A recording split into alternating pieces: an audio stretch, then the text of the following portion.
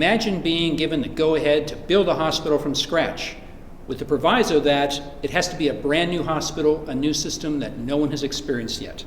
That's the challenge. I'm Robert Hicks, Director of the Mutter Museum and Historical Medical Library of the College of Physicians of Philadelphia. Welcome to another episode of Broken Bodies, Suffering Spirits, Injury, Death, and Healing in Civil War Philadelphia. Today we look at the hospital.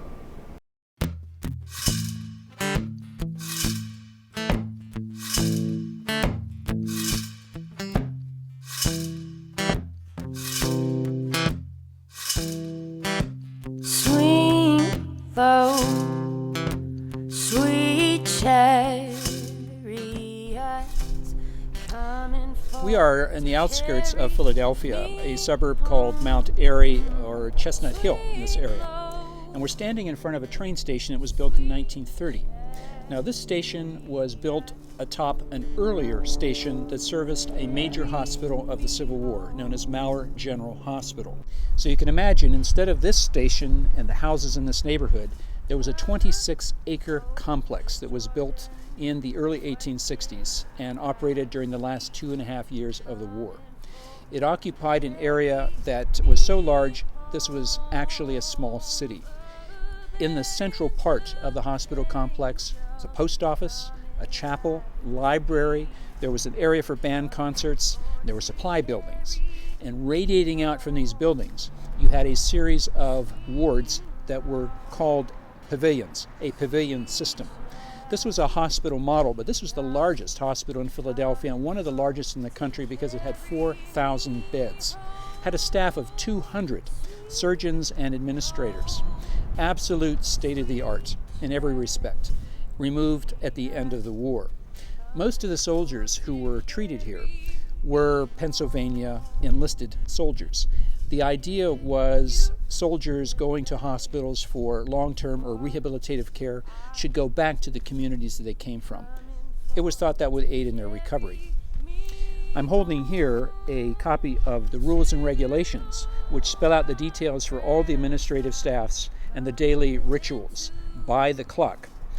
This was such a sophisticated place that it even had a covered indoor trolley that made the circuit of all the wards. The reason it was built that way is because of the idea of infection at the time.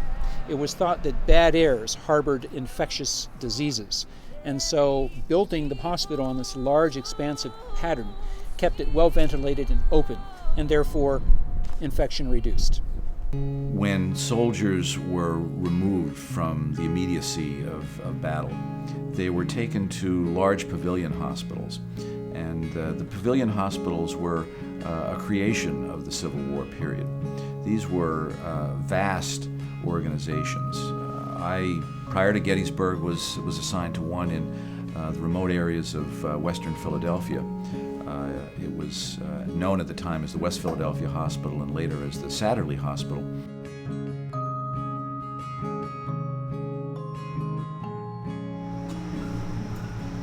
We are standing at a monument in Clark Park. It's a quiet little domain nestled against the University of the Sciences and also the University of Pennsylvania not far off.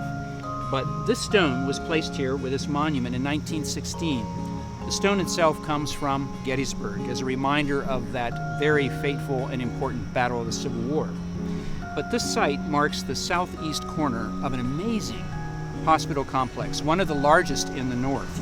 Satterley General Hospital, originally named West Philadelphia Hospital.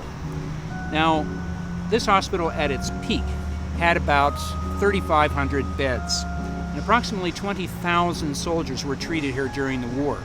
Most of them arrived by boat. We're very, very close to the Schuylkill River, and in fact, Woodland Cemetery is very close by. We have visited that place in this series.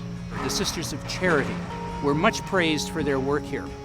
One of the attributes that the physicians particularly admired about them was their willingness to do anything as ordered. They, of course, had vows of obedience, much valued by physicians. But this place was huge. It had its own library, a reading room, piano, bandstand.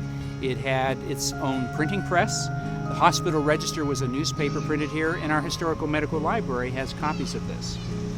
It was so large that when the nuns first reported for duty, they couldn't even find the entrance. Workmen had to guide them in.